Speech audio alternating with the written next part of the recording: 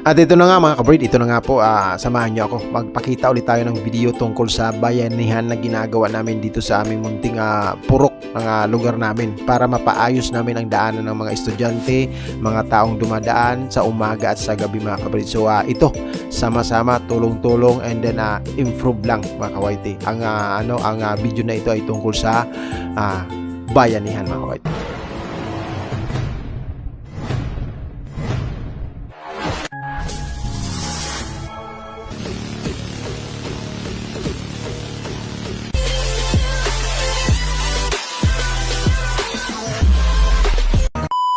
Magandang araw sa inyong lahat. Ito, panibagong paglalathala na naman. Pagpapakita na naman po ito ng improvement and doon ginagawa namin tuwing Sunday ang tinatawag naming bayanihan. Ito, makikita nyo, yan ang mga step na nagawa namin noong nakaraan sa tindi ng panay-panay ulan. Wala na, hindi na makita yung tumpok-tumpok pero matigas yun, pwede siyang apakan. So kung umagos man ang tubig or magputik-putik, maaari mo siyang tapakan kasi yan, matibay po yun. So ito yung panibago namin, pangalawang linggo na ginagawa namin mga kawaiti. Every Sunday lang man po ito is yung pagpapantay and then at the same time paghahakot, pagtutumpok ng mga halo. So dahil kulang po kami sa buhangin, yan lang, isang sako lang ang nagawa namin. So may susunod pa naman, titingnan natin kung ano naman ang magagawa natin every Sunday. Sa may mga free lang naman po na kapitbahay, yun lang ang umaalalay na sa amin. So ayan, makikita nyo yung kalsada. Dito tayo naglalagay ng motor. So hindi lang ako ang may motor, marami kami dyan may motor. Ang pakay namin is makababa sana ang motor doon sa baba. Kung masisimento natin itong pababa, makakababa yung mga motor natin, makakapunta tayo sa may batis, mas maigi-igi kung malapit-lapit tayo doon mga kawaiti. So for the meantime, dahil wala pa tayong budget, tulong-tulong muna tayo na magkaroon ng tumpok-tumpok na halong simento. Ang purpose po ng tumpok-tumpok na yan mga kawaiti is yung para makaapak yung tao sa matigas na bagay. Kasi pag wala yan mga kawaiti, pag umulan, dahil panay-panay po ang ulan sa atin, na-slide kami dyan. Na-slide yung mga estudyante dyan. Bukod sa slide na yan, yung mga mga pormahan ba, nagiging putik-putik mga kawaiti. Nagiging chocolate something ang ating mga sapatos, mga pantalon, mga medyas, yan na nagkakaroon tayo ng hassle na sinasabi or pagkaabala pagdating sa ganyan. So bilang mabuting kasamahan sa pagtutulungan, kami na, magbayanihan na lang tayo para lahat tayo magbenepisyo.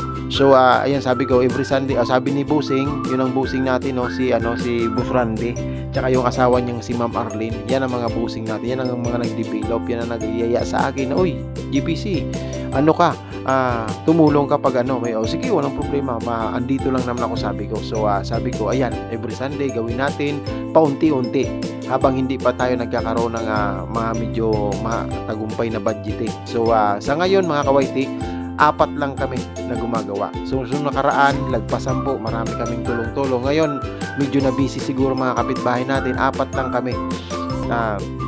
Bali 5 kasi yung may bahay ni Sir Randy, kapitbahay ko po ito siya. So yan kami, kahit dahil 2 lang kami makawaiti dito, syempre mas konti, mas mabigat. Ayan pagod agad ang ating si Boss Randy. Ako naman pagod na rin tayo kasi syempre hindi tayo pahalata ba, kasi para stronghold na sinasabi, kailangan matigas-tigas tayo. So ayan halo tayo dito. Ito yung hahaluin natin ito yung ipang tutumpok-tumpok natin doon para kahit paano pag tumigas to, halimbawa naman maputik, umulan, so syempre paano kung ang estudyante may takon or may high heels na may yung sapatos, hindi maglubog-lubog siya doon. So itutumpok natin ito para pag tumigas, doon aapak yung estudyante. Doon tayo aapak, doon kagaya kami sa amin. Pag syempre kailangan naka-spooting na mga kabrid, nakapantalunan na yung mga, lalo na yung may bahay natin. So kailangan nakaumbok yun. Yung itutumpok-tumpok na natin yan, parang stepping stone na sinasabi. So ayan halo, kasi hindi naman tayo mga veteran, sa kanya-kanya na lang ang diskarte. Ganito yung nakikita ko sa sa mga halo-halo, di gaya-gayahin natin. So papawis every Sunday. So sana naman sa next Sunday medyo marami-rami na. Kasi sana naman next Sunday makapag-provide tayo ng kasi kung saan-saan kami. Si Boss Randy ang nag-provide ng buhangin. Tapos yung kapitbahay natin doon na isa, yun naman ang nag-provide ng yung nakaraan na nag-solicit din sila tulong-tulong 2 sako ng semento. Ako naman yung 2 sako dun sa una. So ambag-ambag lang kung sino ang mayroong kabutihang palad o medyo nakakaangat, ayan. Pwede naman po silang uy pre, ayan may isang semento dito. Ayan, bili ka na isang semento. Tulong-tulong ba? So nakita nyo yan yung batis. Maganda pag ma-develop tong lugar natin. Napakalaki pong bintahe para sa mga taga dito sa amin na may malapit kaming igiban, mga kawaiti. So malaking tulong itong batis na ito sa mga natin kapurok. So maaring masabayan pag na-develop na itong lugar natin, masigurado mas lahat tayo ay makikinabang talaga ng todo ng maayos-ayos sa ating munting pamumuhay dito sa ating munting barangay. So maraming salamat pa rin. Shout out Sir Tony, andun yung sa taas, tsaka yung tropa niya doon ni Sir Tony. Tapos sa mag-asawang si Mama Arlene, tsaka si Sir Randy. So pagpasensyahan nyo na at medyo nakaburlis-burlis lang ba, pero goods yan sa sobrang init. Umiinit kasi mga kapatid, tapos bigla namang bubuhos ang ulan. Yun ang diferensya dito sa amin ngayon, sa atin ngayon, kasi hindi consistent or hindi stable yung panahon. Yan, iinit yan, mamaya-maya yan, biglang bubuhos ang ulan. Tapos iinit ng konti, bubuhos ang ulan. Ganun mga kawaiti. So ayan tulong-tulong, siya yung magtutubig, ako naman yun papatag-patag naman ako doon kung anong pwedeng available na natin na ma-provide, mga kawaiti. So maganda nito kasi kahit paano na natin nakikita naman ito ng ating munting barangay chairman. So hindi naman agad-agad mabibigyan kung halimbawa mayroong capability na tumulong or mabigyan tayo ng budgeting, hindi agad-agad yan. So hindi natin pwedeng antayin yung lagi tayong nakaasa sa ganon. So sa kung sino lang ang mayroon, kung ilang piraso lang yan, pagtulong-tulungan. Pag marami, mas good. So para mapa-improve sa safety rin kasi, sa safety ng ating mga kababayan. So bayanihan ito, kung sino lang ang available, every Sunday lang po. So maraming salamat sa mga nagpo-provide dyan, sa mga nakakakita na humihingi ng pasensya, na busy, may gagawin, na nagsimba, ganon, may pasyalin, marami pong ganon. Pero bahala na si Sir Randy dyan. Si Sir Randy at si Ma'am Arlene, sila po ang nagmamanage sa amin dito sa paggawa. Ito si Boss Randy nga siya yung uy, ito gawin mo to.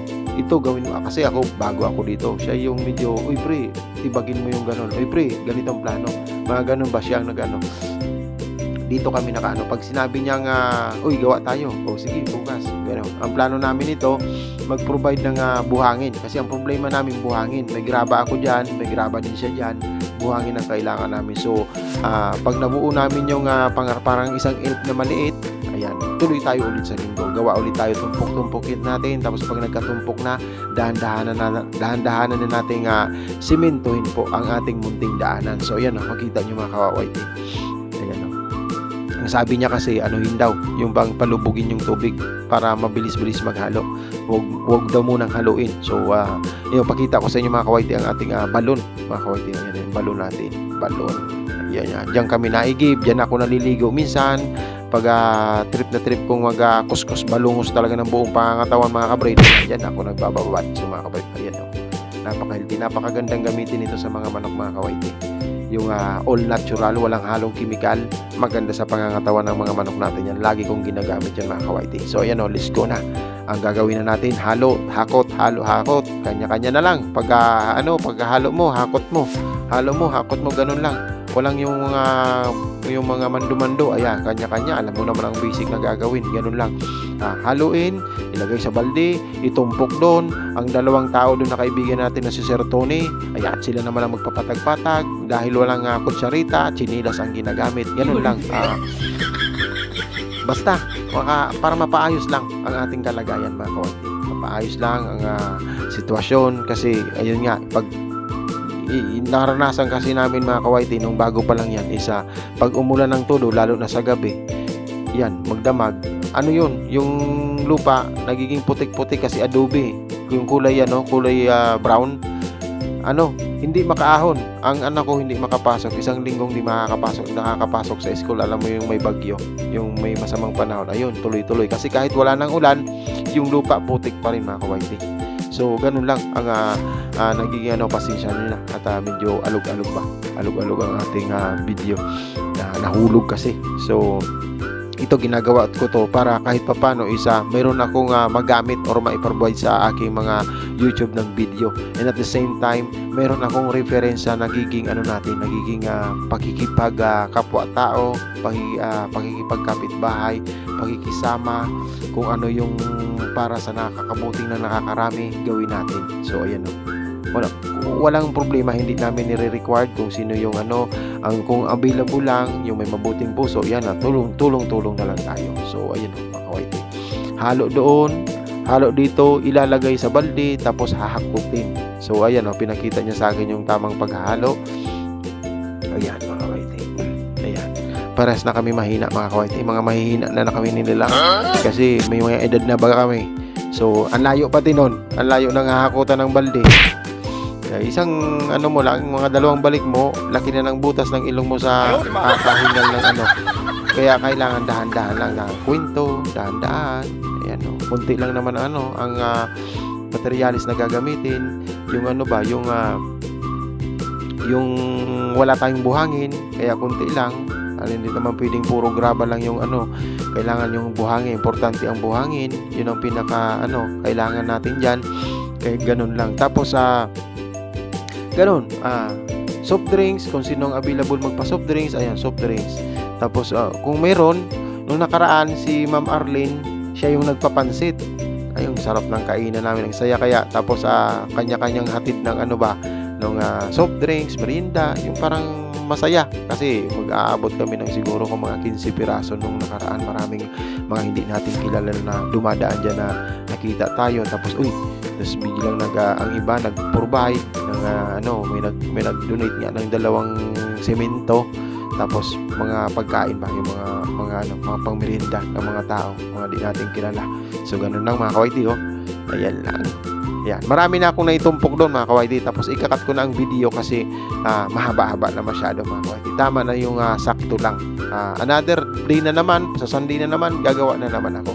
Kailangan every gawa is ma-record natin para sa malay mo mapanood ito ng mga kapitbahay, or malay mo makita ito ng chairman natin, or malay mo magkakaroon tayo ng reference sa ginawa natin sa mga sinasabi nating bayanihan. So DPC, laging handa yan. Kahit mahirap, kailangan maging parte tayo na kung ano man ang magandang gawain sa ating barangay. Maraming salamat po.